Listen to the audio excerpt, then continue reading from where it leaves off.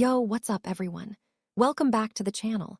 Today I'm diving into a super special story, one that's straight from my heart, based on real events from my life, with just a sprinkle of extra flair to make it fun for you guys. Picture this. It's late fall 1983, over 39 years ago, and I'm just a kid navigating a world turned upside down. This is a tale of family, transformation, and you guessed it, some iconic hair moments. So grab your scrunchies, hit that like button, and let's travel back to the 80s with me. Don't forget to subscribe and ring that bell for more nostalgic vibes. All right, let's set the scene. It's 1983, and I'm 10 years old when my mom, Elaine, drops a bombshell. She leaves my dad, Tom, for another guy. Like, poof, she's gone, cutting ties with our whole family, including little Almy. We're talking a suburban Midwest house, the kind with creaky wooden floors and a kitchen that always smells like coffee and toast. I can still hear the zipper of her suitcase, zipping away like it's sealing off our past. The air's heavy with her lavender perfume, and the damp scent of rain sneaking through an open window, like the world itself is crying. I'm old enough to feel all the feels, confusion swirling like leaves in a storm, anger popping like soda bubbles, and sadness weighing me down like a soggy blanket. But at 10, I can't even begin to understand what Dad's going through. He's this quiet mechanic, hands rough from fixing engines, but no tool in his kit can fix a broken heart. I don't remember them fighting much, no shouting matches or slammed doors, just hushed whispers I barely caught. And props to Elaine. She kept any shady stuff out of my sight, sparing me the drama of her affair. Her parents, my Nana and Papa, are pissed. Nana, with her rock-solid curls that defy gravity, is wringing her hands, muttering, "How could she abandon her own child?" Papa, with his twitchy mustache, just nods and pats my head, his calluses scratchy but comforting. They beg Dad to let them help us, and he's all in. Later, he tells me he thought it was weird they felt the need to beg. He'd never shut them out or rubbed Elaine's betrayal in their faces. "Family's family," he'd say, shrugging, though his eyes looked like they were staring at something far away. Looking back, I was lucky. I've heard horror stories, parents bailing and leaving kids in chaos like homelessness or worse. But our little house stayed standing. Bills got paid, fridge stayed full, and Dad made sure my school clothes were clean. Still, Elaine's exit left me with those classic insecurities you read about in psych books. I didn't go wild, no sneaking out or bad grades, but I was starving for approval. From teachers, who'd stick gold stars on my homework like badges of honor. From friends who'd invite me to sleepovers where we'd braid hair and giggle under blankets. And especially from family, Nana's warm cookies, Papa's old stories, Dad's quiet nods when I showed him my A's. Okay, I know you're here for the hair stuff. This is a hair story channel after all. But hang tight, this backstory's important like the roots of a killer hairstyle. Elaine leaving planted those insecurity seeds, and they grew into this need for connection I couldn't quite name. Now here, where it gets wild, truth is stranger than fiction. About a year after Mom's split, Nana and Papa introduced Dad to Victoria, my soon-to-be stepmom, and her daughter, Sophie, who's my age. It's at this backyard barbecue, grills smoke curling up, laughter covering the awkward vibes. Victoria, she's a game changer, warm, vibrant, like sunshine breaking through clouds. I'm obsessed with Victoria from day one. She's tall, 5'10", with this curvy hourglass figure that's a bit bold for the 80s but totally slays today.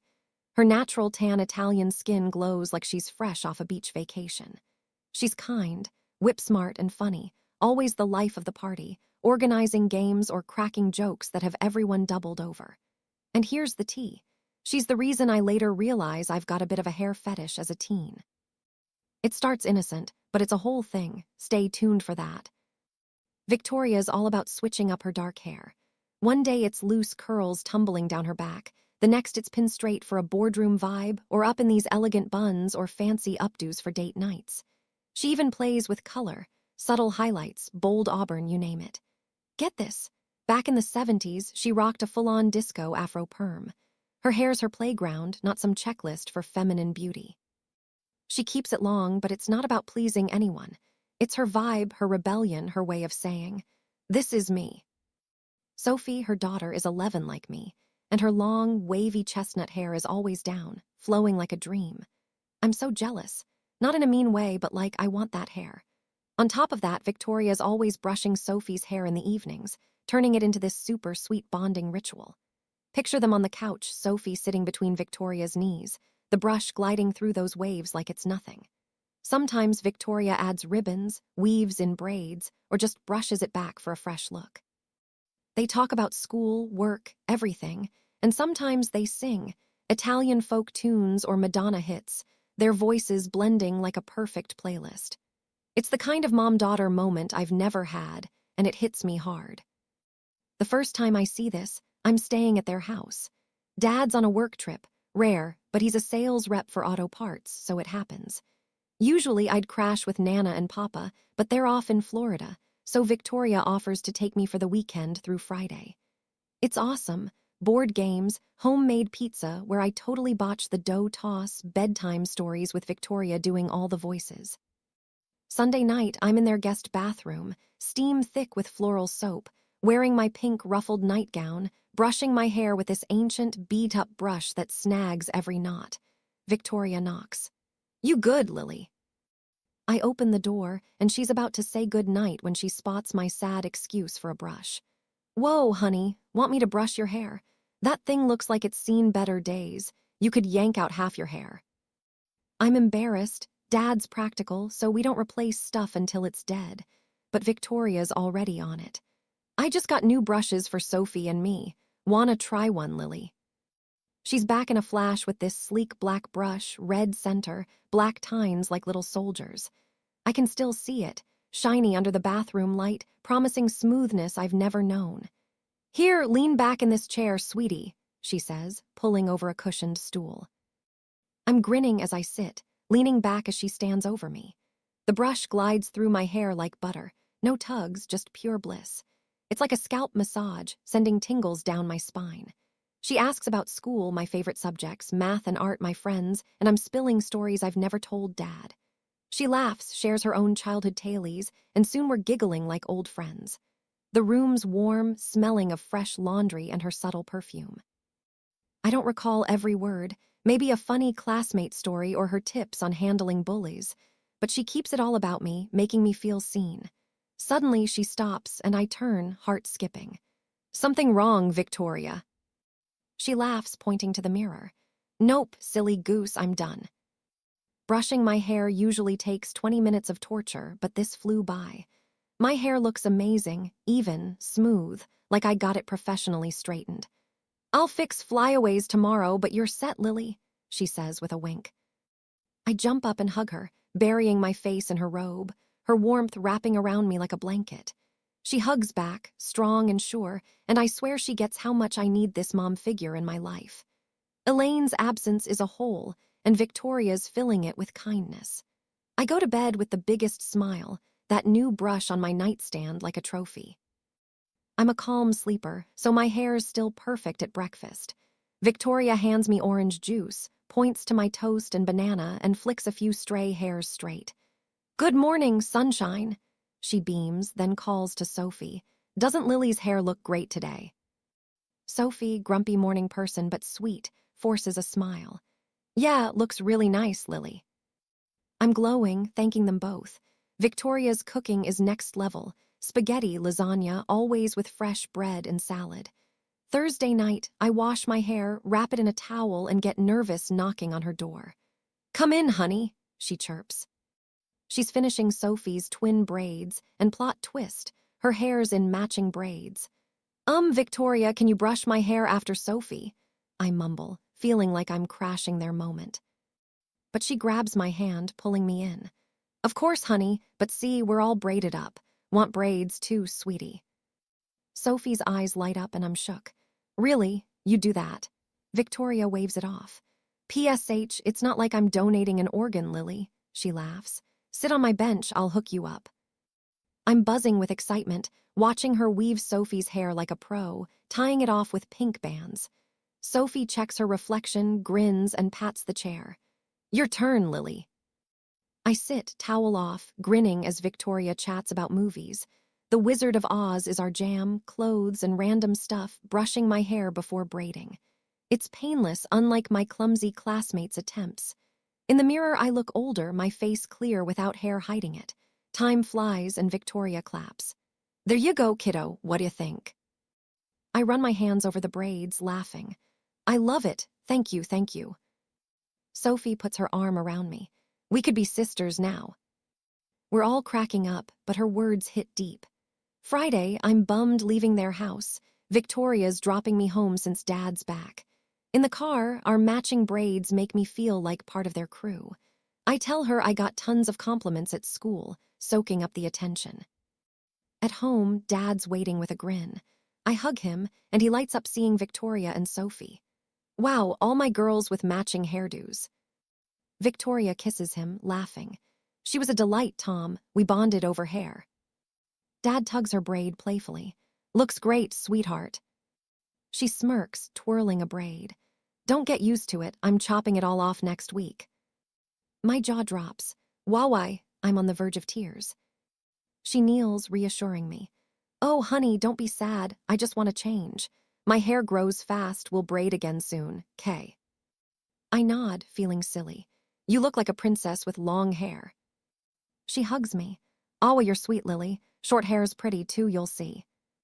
I'm half convinced, but still sad. I hug her and Sophie goodbye, and inside, Dad asks gentle questions. How I liked staying with them if I felt safe. I realize later he's checking if I could live with them someday. Sophie and I go to the same school, but she's in 8th grade in a different building. Nana picks me up all week, so I miss Victoria and Sophie. Dad and Victoria have a date, but he's picking her up, so no hair update. Pre-cell phone life means no texting Sophie about her mom's haircut. That'd be weird anyway. I'm asleep when Dad gets home, but at breakfast I blurt, "How, Victoria's new haircut?" Dad laughs. Not even a good morning. I roll my eyes. Good morning, Dad. How's her haircut?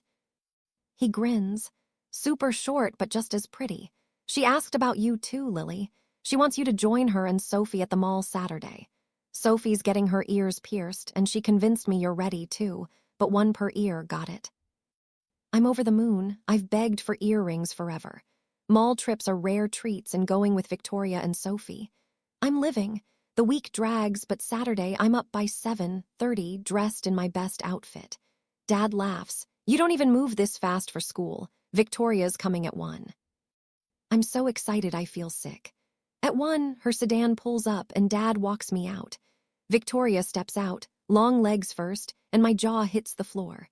Her raven hair's gone. Now it's a chocolate brown, super short bowl cut, swaying above her eyebrows like a retro dream.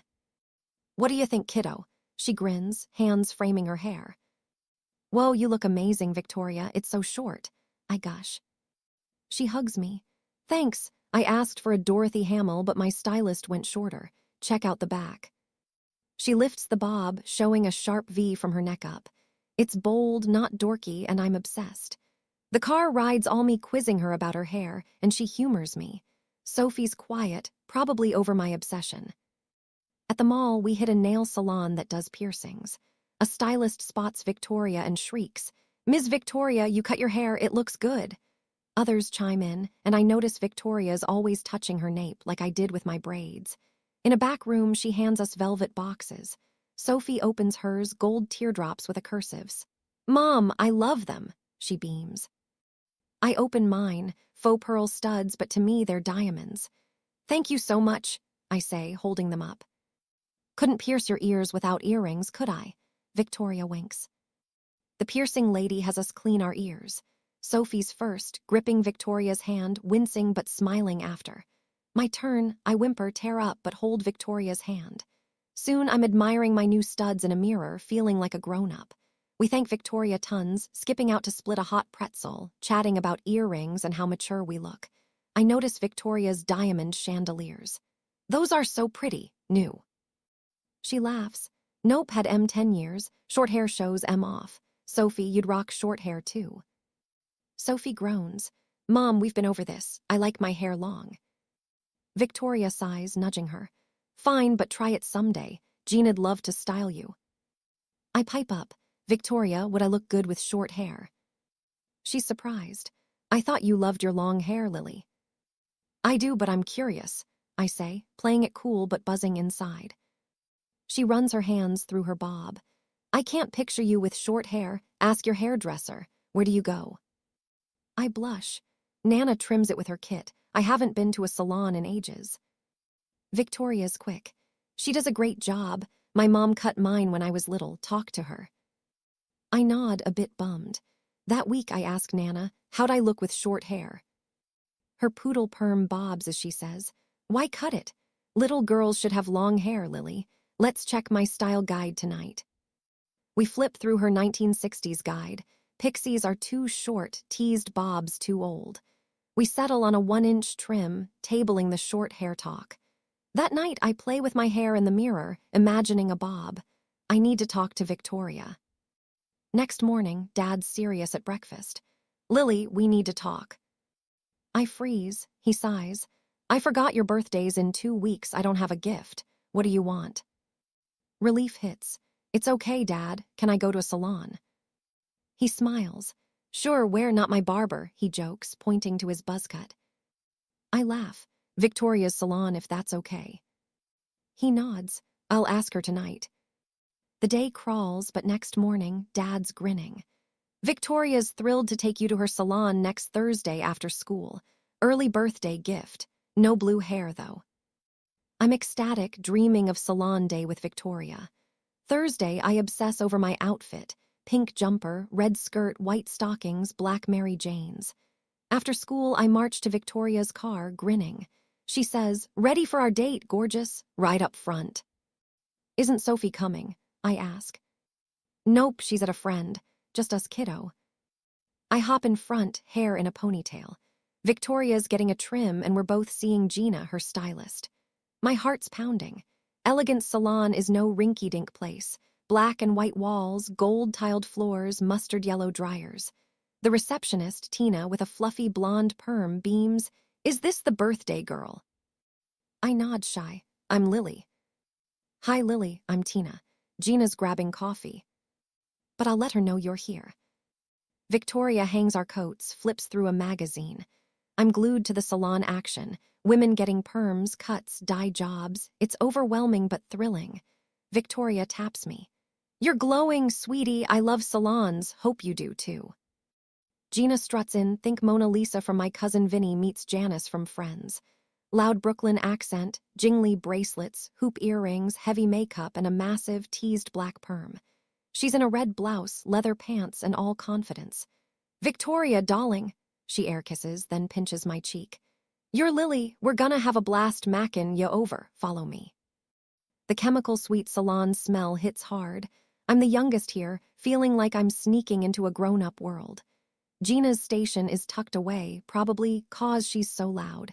She capes Victoria in salmon pink, brushes her hair. Just a trim, Vic. Tom liked it, huh? Victoria nods, gesturing to me. Be good, this is his daughter. Gina gasps. Your dad's lucky, Lily. I giggle. I think so, too.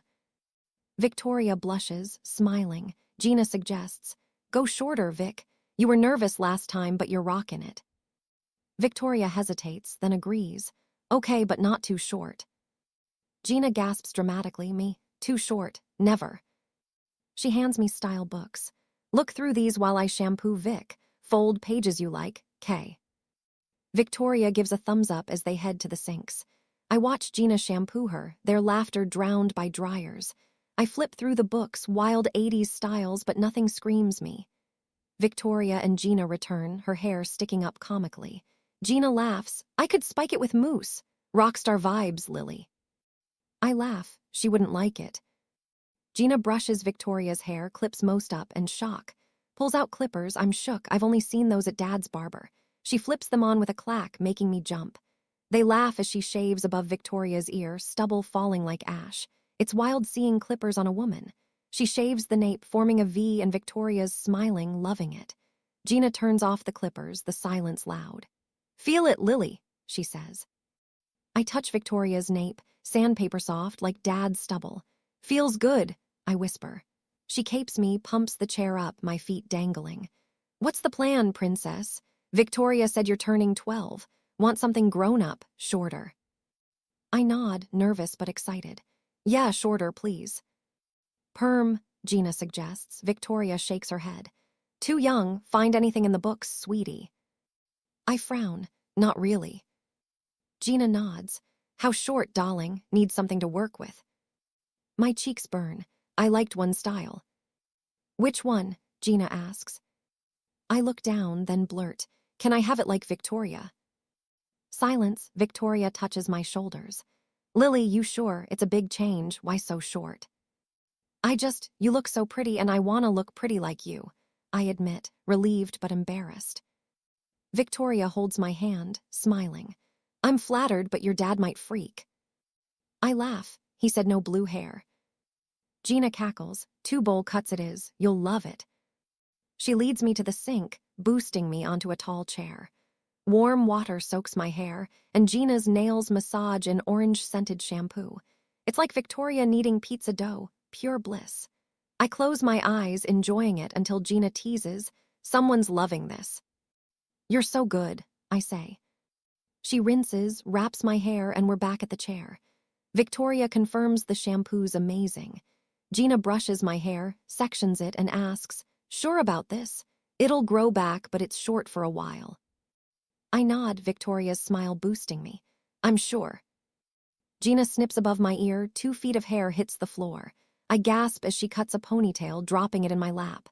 Wow, I say, smiling. No tears, just excitement. I'm doing this for Victoria. She keeps cutting, pinning the top up.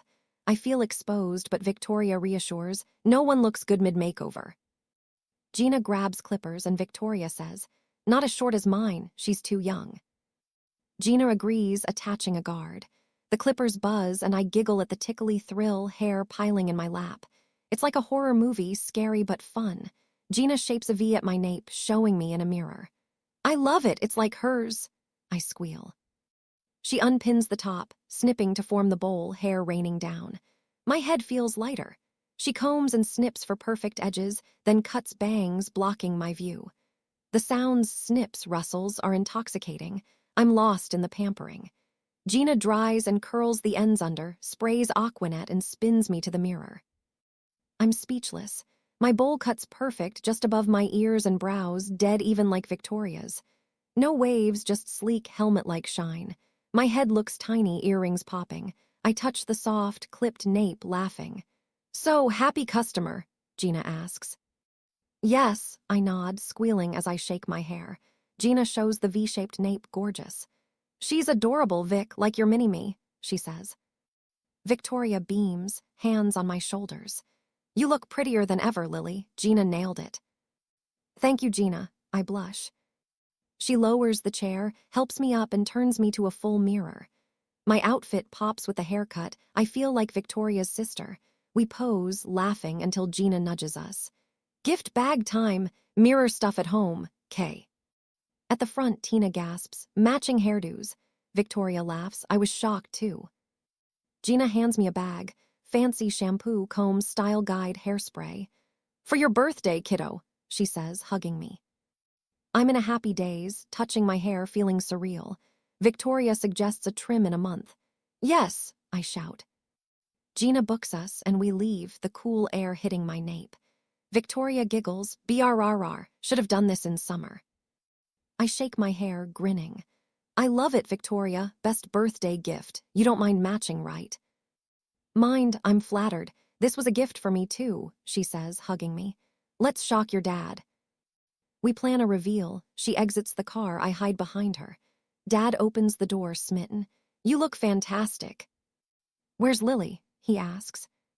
I jump out. Here I am, Daddy. He's stunned. Holy cow, you look just like Victoria. Yep, just what I wanted, I say. Victoria laughs. I swear, Tom, I didn't push her. She looks precious, right? Dad lifts me, always precious. Stay for dinner. I tug her skirt. Please. She agrees, teasing Dad's leftover plan. She cooks chicken, spinach, and penne with red sauce, her hair bouncing as she chops. Dinner's amazing, and I'm the star, gushing about my haircut.